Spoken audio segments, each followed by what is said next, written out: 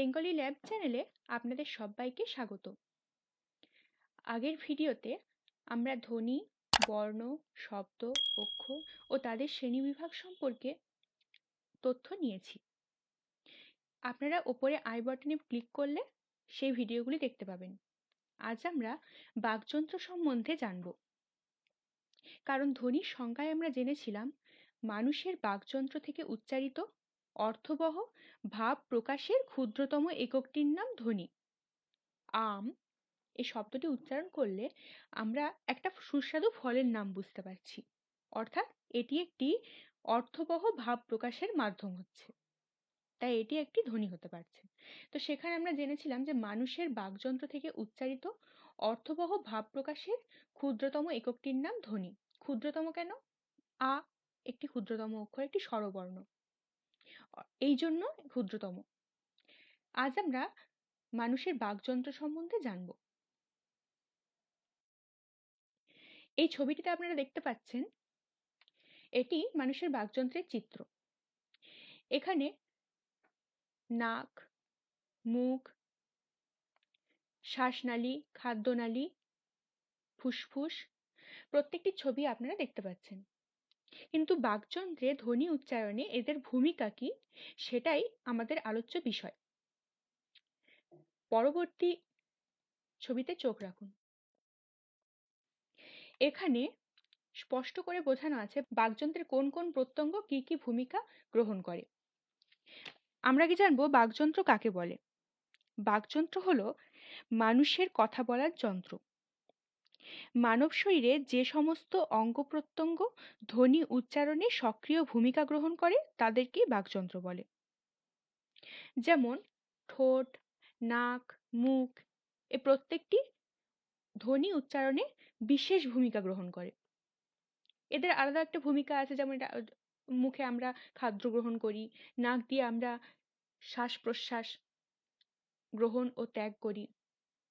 কিন্তু এদের ধ্বনি উচ্চারণে আসল ভূমিকা কি, তার জন্য আমাদের জানতে হবে যে ওষ্ঠ, অধর, মুখগহ্বর, শ্বাসনালী, খাদ্যনালী, ফুসফুস এই প্রত্যেকটির আলাদা আলাদা ভূমিকা আছে। বাকযন্ত্রের সক্রিয়ভাবে যে অঙ্গগুলি কাজ করে সেগুলি হলো স্বরযন্ত্র, স্বরতন্ত্রী, জিহ্বা, ওষ্ঠ। আর নিষ্ক্রিয়ভাবে নাসিকা, দন্ত ও তালু এরা কাজ করে। আমরা যখন নিঃশ্বাস নিই, প্রথমে শ্বাসবায়ু নাকের মধ্য দিয়ে যায় এবং সেটি যাওয়ার সময় এইখানে একটি উপজিহ্বা থাকে। নিঃশ্বাস বায়ু যখন আমরা গ্রহণ করি তখন এটি নাসিকা গহ্বরের মধ্য দিয়ে শ্বাসনালী হয়ে ফুসফুসে প্রবেশ করে। শ্বাসনালী ঠিক এরকম জায়গায় একটি স্বরতন্ত্রী থাকে। এই স্বরতন্ত্রীর প্রধান কাজ কি? স্বরতন্ত্রী জিনিসটি এমনভাবে তৈরি যে একটি বাক্সের ডালার মতো, ওপরের দিকটি থাকে খোলা আর ভেতরের দিকটি থাকে বন্ধ। আমরা যখন নিঃশ্বাস বায়ু নিই তখন নাসিকা গহ্বরের মধ্য দিয়ে সেটি শ্বাসনালীতে প্রবেশ করে। শ্বাসনালীতে প্রবেশ করার সময় ওই স্বরতন্ত্রীর ঢাকনাটা খুলে যায়, শ্বাসবায়ু ভেতরে প্রবেশ করে এবং ফুসফুসে যায়। ফুসফুস যখন বাতাস ত্যাগ করে তখন সেটি শ্বাসনালীর মধ্য দিয়ে স্বরতন্ত্রীতে এসে আটকে যায় এবং তারপর সেইখানে এসে আমরা যখন ধ্বনি উচ্চারণ করি এই স্বরতন্ত্রীতেই একটি কম্পনের সৃষ্টি হয়। এখানে থাকে স্বরযন্ত্র, কম্পনের মান অনুযায়ী ধ্বনি উচ্চারিত হয়। এরপর স্বরযন্ত্রের মাধ্যমে সেটি আসে আমাদের মুখগহ্বরে। এখানে থাকে উপজিহ্বা। উপজিহ্বার কাজ কি? যখন স্বরযন্ত্র থেকে কম্পন বেরিয়ে আসছে, শ্বাসবায়ু যখন আমরা যখন নিঃশ্বাস নিই তখন শ্বাসবায়ু ভেতরে প্রবেশ করে এবং শ্বাসনালীর থেকে ফুসফুস যখন আবার বাতাস বের করে তখন কি হয়, উপজিহ্বাতে এসে সেটি ধাক্কা লাগে। উপজিহ্বা কি করে, যখন আমরা নিঃশ্বাস নিই বা ত্যাগ করি তখন সেটা শ্বাসনালীতে প্রবেশ করে, কিন্তু যখন আমরা খাবার খাই উপজিহ্বা তখন শ্বাসনালীর দ্বার বন্ধ করে দেয়, খাদ্যনালীর মাধ্যমে তখন প্রবেশ করে। অর্থাৎ এই উপজিহ্বার মাধ্যমে কম্পন এসে পৌঁছয় আমাদের মুখগহ্বরে। মুখগহ্বরেই হয় প্রধান কাজ। সেখানে ওষ্ঠ, অধর, দন্ত প্রত্যেকের মাধ্যমে আমাদের কম্পনের সৃষ্টি হয়ে ধ্বনির উচ্চারিত হয়। এখানে থাকে আলজিহ্বা, আলজিহার কম্পনের মাধ্যমেও ধ্বনির সৃষ্টি হয়। এরপর থাকে প্রধান কাজ জিহ্বার। জিহ্বা কি করে? জিহ্বা মূর্ধা, দন্ত, তালু প্রত্যেকটিকে স্পর্শ করে এক একটি ধ্বনি উচ্চারণ করে। স্বরধ্বনি, ব্যঞ্জন ধ্বনি, বিভিন্ন ধরনের ধ্বনি উচ্চারিত হয়। এই জিহ্বা আবার কয়েকটি অংশে বিভক্ত। কি কি? জিহ্বা প্রান্ত, জিহ্বা ফলক, সম্মুখ জিহ্বা, পশ্চাৎ জিহ্বা ও জিহ্বা মূল। এই আলজিহ্বার ঠিক সামনেই থাকে একটি নরম তালু, আর তার সামনে থাকে মূর্ধা, দন্ত, শক্ত তালু, দন্ত মূল ইত্যাদি। জিহ্বা ধ্বনি উচ্চারণের সময় ঠিক ঠিক জায়গায় স্পর্শ করে এক এক রকমের ধ্বনি উচ্চারণ করে। এবং যখন আমাদের শ্বাসবায়ু মুখ গহ্বরে প্রবেশ করে ধ্বনি উচ্চারিত করে, তখন সেটি হয় অননুনাসিক। কিন্তু যখন শ্বাসবায়ু নাকের মধ্য দিয়ে বেরিয়ে আসে, তখন সেটি সানুনাসিক হয়, অর্থাৎ অনুনাসিক।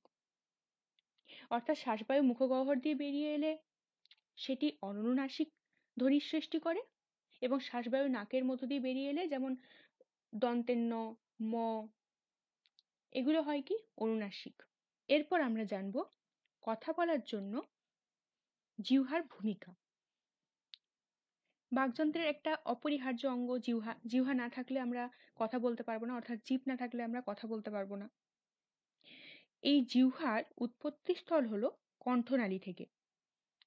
এবার কথা বলার সময় এই জিহ্বার 5টা ভাগ আছে, যেমন জিহ্বা প্রান্ত, জিহ্বা ফলক, জিহ্বার অগ্রভাগ, জিহ্বার পশ্চাৎ ভাগ ও জিহ্বা মূল। যখন আমরা কথা বলি, এই মাংসল খণ্ড জিহ্বাটি কি করে? বিভিন্ন সময় কখনো তন্ত্র, কখনো তালু, কখনো মূর্ধা ইত্যাদিতে স্পর্শ করে এক এক রকম ধ্বনি উচ্চারণ করে। যেমন যখন জিহ্বা দন্ত মূলে গিয়ে স্পর্শ করে, তখন কি কি ধরনের উচ্চারিত হয়? ন, র, ল ইত্যাদি। আবার যখন শক্ত তালুতে গিয়ে স্পর্শ করে, তখন উচ্চারিত হয় ট, ঠ, ড, ঢ ইত্যাদি। আবার জিহ্বা যখন পশ্চাৎ তালুতে গিয়ে স্পর্শ করে, তখন উচ্চারিত হয় কি ক, খ, গ ইত্যাদি। এরপর আলজিহ্বারও একটি প্রধান কাজ আছে, যেমন আলজিহ্বা যখন মুখগহ্বর ও নাসিকা গহ্বরের সংযোগস্থলে অবস্থান করে। এটি কিভাবে কাজ করে? ফুসফুস থেকে যখন শ্বাসনালীর মাধ্যমে বায়ু উপরে আসে, তখন এই আলজিহ্বা নাসিকা গহ্বরের পথটা বন্ধ করে দেয়। অর্থাৎ বায়ু এখান থেকে বেরিয়ে এসে বায়ু মুখগহ্বরের মধ্যে প্রবেশ করলো, নাসিকা গহ্বরের কপাট বন্ধ হয়ে গেছে। এরপর কি হয়? শ্বাসবায়ু মুখগহ্বরের মাধ্যমে প্রবেশ করে মানুষ স্বাভাবিকভাবে কথা বলে। যদি আলজিহ্বা না থাকতো এবং এই স্থানটা বন্ধ না হতো, অর্থাৎ নাসিকা গহ্বরের স্থান বন্ধ না হতো, তাহলে মানুষ সবসময় নাকে নাকে কথা বলতো। তাই আলজিহ্বা কি করে? যখন আমরা কথা বলি, নাসিকা গহ্বরের স্থান বন্ধ করে দেয়, মুখের মাধ্যমে বায়ু এসে বাইরে বের হয় এবং তার ফলে স্বাভাবিক কথাবার্তা হয়। এই ছবিটিতে আমরা দেখতে পাচ্ছি জিহ্বা কোন কোন জায়গায় স্পর্শ করলে আমাদের কি কি উচ্চারিত হয়। এই জায়গাটিকে বলা হয় অ্যাডামস অ্যাপেল। এই জায়গা থেকে উচ্চারিত হয় হ। হ যখন আমরা উচ্চারণ করি ভেতর থেকে আসে, অর্থাৎ হ। তেমনি প, ফ, ব, ভ, ম ওষ্ঠ ও অধর স্পর্শ করে হয়। ন, র, ল, স আপনারা প্রত্যেকটা উচ্চারণ করে দেখতে পাবেন তার উচ্চারণ স্থান। এই ছবির থেকে জিহ্বা কোন কোন জায়গায় স্পর্শ করলে কি কি ধ্বনি উচ্চারিত হয় সেটা স্পষ্ট বোঝানো আছে। উচ্চারণ স্থান অনুযায়ী মৌলিক স্বরধ্বনি কিভাবে উচ্চারিত হয়, অর্থাৎ মৌলিক স্বরধ্বনি আমরা যখন উচ্চারণ করি, তখন সেটি জিহ্বার অবস্থান, মুখগহ্বরের শূন্যতার পরিমাণ বা মুখবিবরের শূন্যতার পরিমাণ ও ওষ্ঠের প্রকৃতির উপর নির্ভর করে। যেমন আমরা এই ছবিতে দেখছি সম্মুখ ও পশ্চাৎ আছে। এর মানে কি? এটি হলো মুখবিবরের সামনের দিক, অর্থাৎ ওষ্ঠের দিক, আর এটি হলো ভেতরের দিক, অর্থাৎ পেছন দিকে, আলজিহ্বার দিকটি। আমরা প্রথমে জানবো এই সম্মুখ কি আর পশ্চাৎ কি। সম্মুখ হলো যখন আমরা কোনো স্বরধ্বনি উচ্চারণ করি, তখন যখন মানবদেহের জিহ্বা মানে আমাদের যে জীব, সেই জীব যখন সামনের দিকে এগিয়ে আসে, অর্থাৎ জিহ্বা যখন ওষ্ঠ স্পর্শ করে তখন সম্মুখ স্বরধ্বনি হয়। ওষ্ঠের দিকে এগিয়ে আসবে অর্থাৎ ওষ্ঠ স্পর্শ করবে, এইভাবে মানে মুখের সামনের দিকে জীব যখন এগিয়ে আসবে তখন সেটি সম্মুখ স্বরধ্বনি উচ্চারিত হবে। আবার জিহ্বা যখন পেছনের দিকে চলে যায়, অর্থাৎ জিহ্বা যখন গুটিয়ে যায়, প্রায় গলার দিকে চলে যায়, তখন সেটা পশ্চাৎ। সম্মুখ স্বরধ্বনিগুলি কি কি? ই, এ আর এ। আর পশ্চাৎ স্বরধ্বনি কি কি? উ, ও আর অ। এরপর আমরা জানবো প্রসারিত কি আর কুঞ্চিত কি। প্রসারিত স্বরধ্বনি হচ্ছে যে স্বরধ্বনি উচ্চারণের সময় ঠোঁট অর্থাৎ আমাদের ওষ্ঠ ও অধর ক্রমশ বিস্তৃত হতে থাকে। মানে যখন আমরা কিছু উচ্চারণ করি এবং ঠোঁট যখন বড় হয়ে যায়, অর্থাৎ মুখ যখন হা হয়ে যায়, তখন সেটা হয় প্রসারিত স্বরধ্বনি। অর্থাৎ আমরা কোনো কিছু উচ্চারণ করছি, তখন যখন মুখের ওষ্ঠের পরিমাণ বড় হয়ে আসে, অর্থাৎ মুখের যে গোলাকৃতি পরিমাণটা সেটা যখন বৃদ্ধি পায়, তখন উচ্চারিত হয় প্রসারিত স্বরধ্বনি। এই সময় কি হয়, আমাদের ওষ্ঠ প্রায় কানের দিকে চলে যায়। যেমন আমরা দেখি ই, মুখ বড় করে হাঁ হচ্ছে এবং ওষ্ঠ ও অধরের প্রান্ত ভাগটা কানের দিকে পৌঁছে যাচ্ছে। আবার এ, এ, এইভাবে এটা হচ্ছে প্রসারিত। আর কুঞ্চিত কি? ঠিক উল্টো। যখন আমরা যে স্বরধ্বনি উচ্চারণ করি, যখন আমরা কোনো একটা স্বরধ্বনি উচ্চারণ করি, তখন কি হয়, ঠোঁট যখন প্রসারিত না হয় ছোট্ট হয়ে যায়, কুঞ্চিত হয়, অর্থাৎ ঠোঁট আস্তে আস্তে প্রায় বন্ধ হয়ে আসে, তখন সেটি হয় কুঞ্চিত। যেমন কি অ, ও, উ, ঠোঁট কুঞ্চিত হয়ে গেছে, একদম ছোট হয়ে আসছে। এরপর সংবৃত কি? এখানে দেখছি সংবৃত, অর্ধ সংবৃত, অর্ধ বিবৃত আর বিবৃত, চারটি ভাগ আছে। এবং এখানে আছে উচ্চ, উচ্চ মধ্য, নিম্ন মধ্য আর নিম্ন। অর্থাৎ সংবৃত, অর্ধ সংবৃত এগুলি কি? তাহলে প্রথমে আমরা দেখব সংবৃত কি।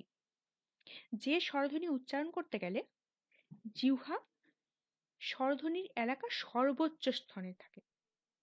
অর্থাৎ আমরা যখন কোনো একটা স্বরধ্বনি উচ্চারণ করি এবং আমাদের জিভ যখন সর্বোচ্চ স্থানে গিয়ে অবস্থান করে, সর্বোচ্চ স্থান বলতে কি, জিভ যখন মুখের যে ছাদের অংশ বা চোয়ালের দিকটা সেইখানে গিয়ে প্রায় মুখের শূন্য যে অংশটা থাকে, মানে আমাদের হাঁ করলে যে মুখের শূন্য বিবরটা থাকে সেটা যেন প্রায় ভরে আসে, তখন সেটা হয় সংবৃত স্বরধ্বনি।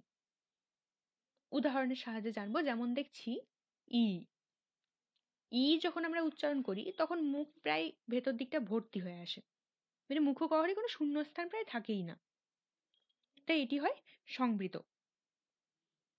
আবার উ, উতেও তাই, মুখের ভেতরটা প্রায় মানে 90% প্রায় ভর্তি হয়ে যায়, তাই মুখের ভেতরে শূন্যস্থান প্রায় ভর্তি হয়ে যায়।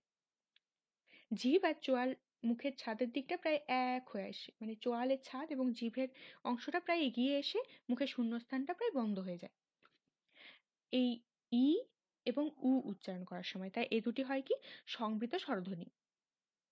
এবার আমরা জানবো অর্ধ সংবৃত কি। অর্ধ সংবৃত স্বরধ্বনি যখন আমরা উচ্চারণ করি, এই সময় কি হয়, সংবৃত আর বিবৃত। এবার আমরা জানবো বিবৃত স্বরধ্বনি কি। বিবৃত স্বরধ্বনি যখন আমরা উচ্চারণ করি সেক্ষেত্রে কি হয়,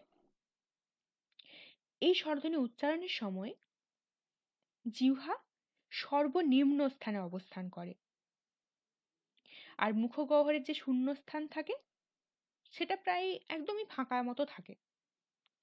অর্থাৎ ঠোঁট এই সময় সম্পূর্ণরূপে খুলে যায়। মানে যেমন আমরা দেখি অ, আর এ যখন আমরা উচ্চারণ করি তখন মুখগহ্বরে শূন্যতার পরিমাণ বেশি বেড়ে যায়, অর্থাৎ হা হয়ে যায় মুখ, মুখের মধ্যে ফাঁকা থাকে। তাই এগুলি কি হয়? বিবৃত স্বরধ্বনি।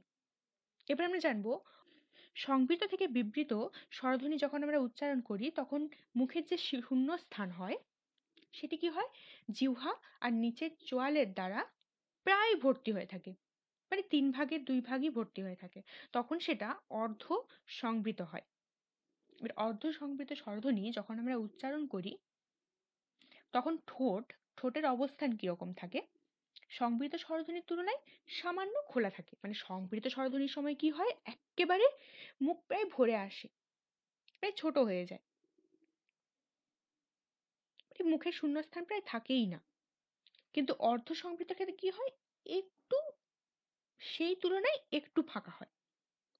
যেমন আমরা এ যখন আমরা উচ্চারণ করি মুখের মধ্যে সামান্য একটু হাওয়া, মানে মুখের ফাঁকা অংশ রয়েছে। এ, ও এগুলি উচ্চারণ করার সময় ঠোঁট সামান্য একটু খুলে যাচ্ছে। তেমনি অর্ধ বিবৃত কি না, যখন কোনো কোনো স্বরধ্বনি আমরা উচ্চারণ করি তখন জিহ্বা যখন নিম্নস্থানে অবস্থান করে, সর্বনিম্ন স্থানে অবস্থান করলে তাতে কি হয়? মানে বিবৃত স্বরধ্বনির থেকে অর্ধবিবৃত একটু কম থাকে। কেমন থাকে?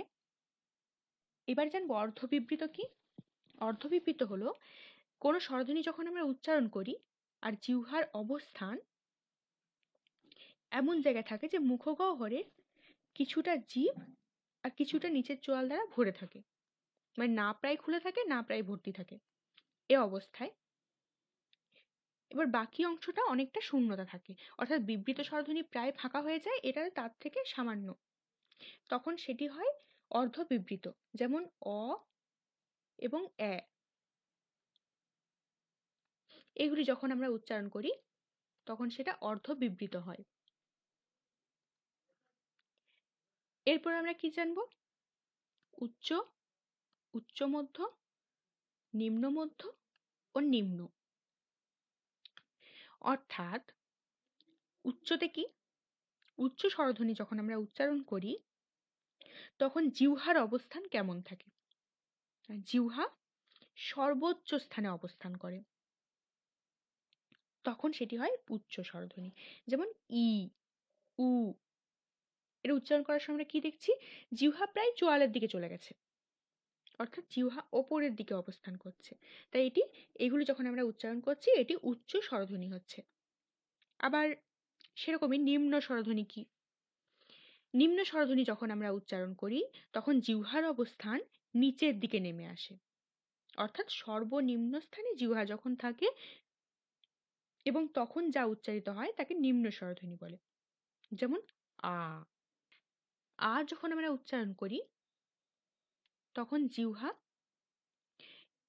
নিম্ন স্থানে অবস্থান করে, মানে সর্বনিম্ন স্থানে অবস্থান করে। এবার জানবো উচ্চ মধ্য। উচ্চ মধ্য কি? যখন উচ্চ মধ্য স্বরধ্বনি আমরা উচ্চারণ করি তখন কি হয়? মুখের ভেতরের যে শূন্যস্থান থাকে সেটি সর্বোচ্চ বিন্দু থেকে প্রায় 1/3 ছেড়ে জিভ নেমে আসে।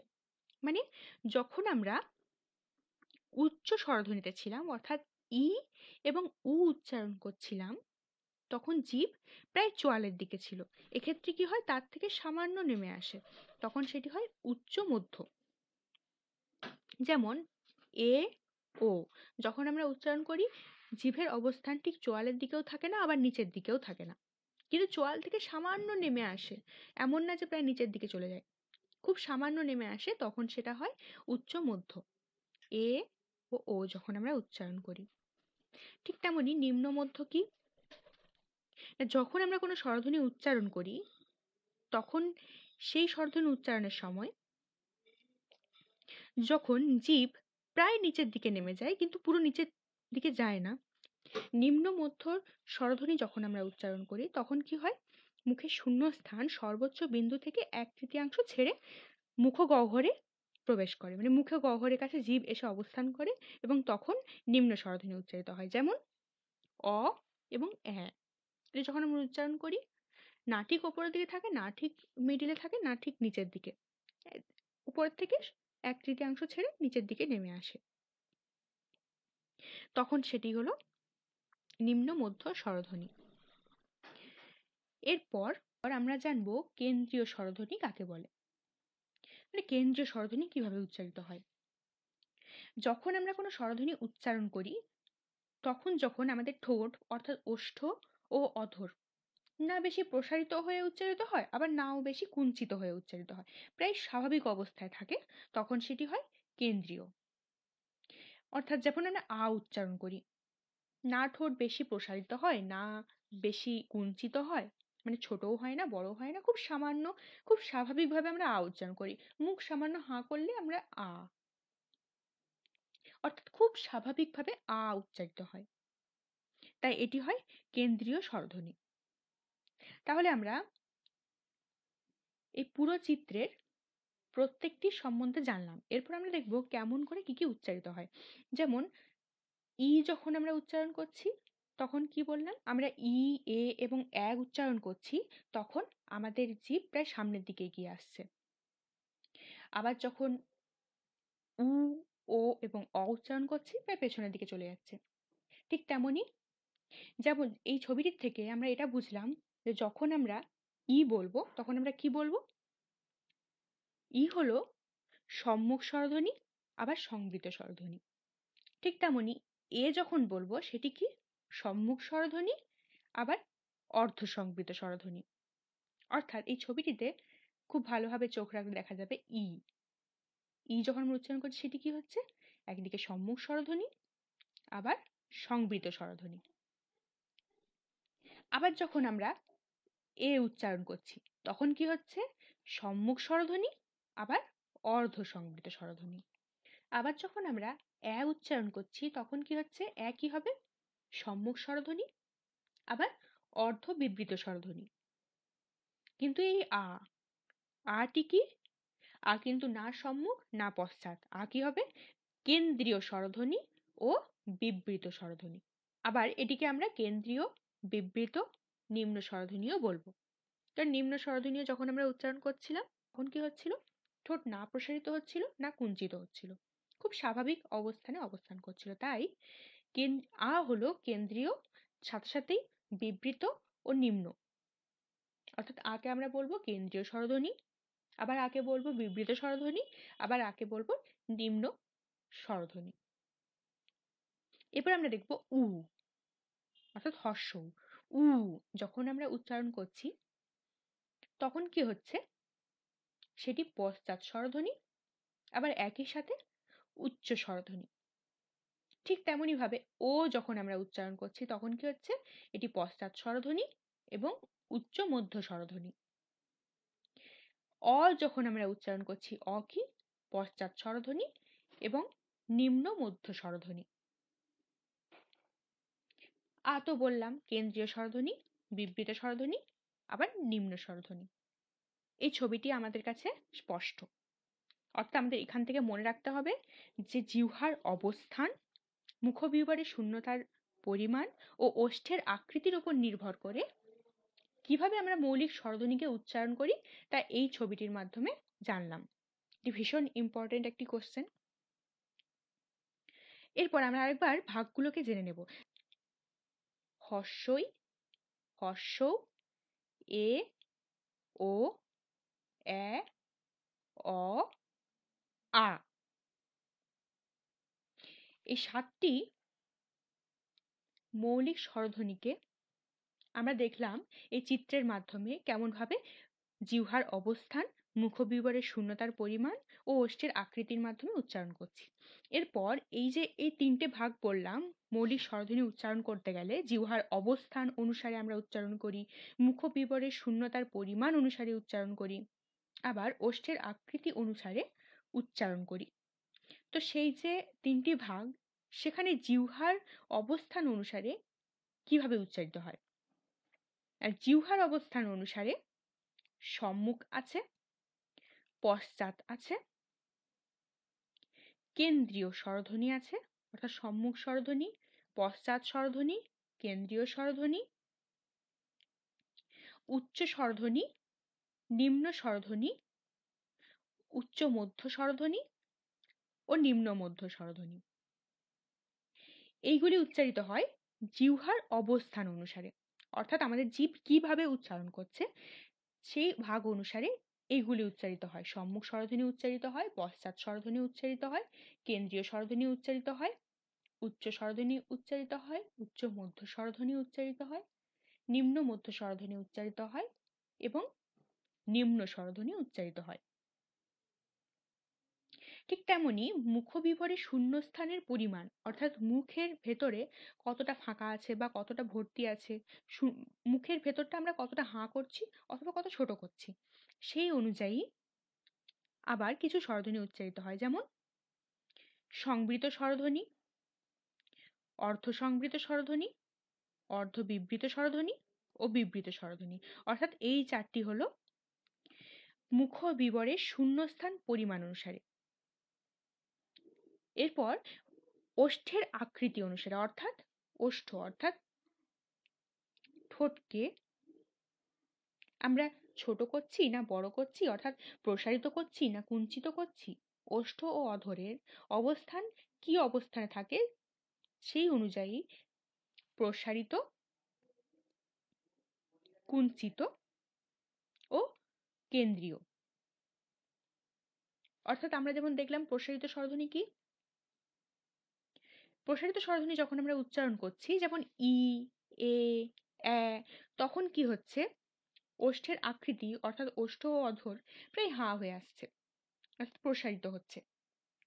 ঠিক তেমনি যখন আমরা কুঞ্চিত স্বরধ্বনি উচ্চারণ করছি তখন কি হচ্ছে, উ, ও, এক্ষেত্রে কি হচ্ছে, ঠোঁট প্রায় ছোট হয়ে এসছে, অর্থাৎ কুঞ্চিত হয়ে যাচ্ছে।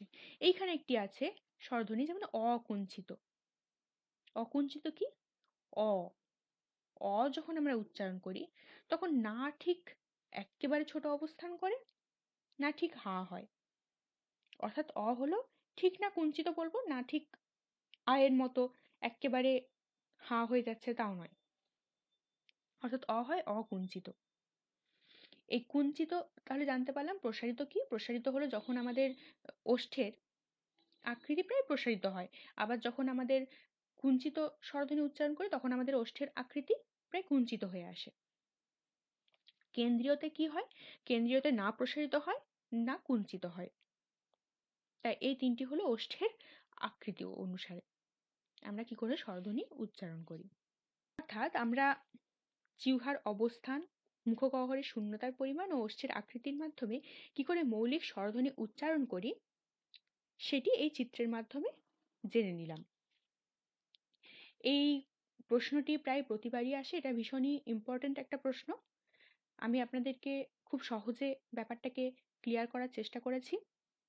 যদি আমার ভিডিওটি আপনাদের ভালো লাগে অবশ্যই লাইক করবেন এবং এরকমই খুব সুন্দর সুন্দর টিপস পেতে, খুব সহজে ব্যাকরণকে আত্মস্থ করতে আমার চ্যানেলটিকে সাবস্ক্রাইব করবেন ও বেল আইকন প্রেস করবেন এবং কমেন্টের মাধ্যমে অবশ্যই জানাবেন আপনাদের কেমন লাগলো।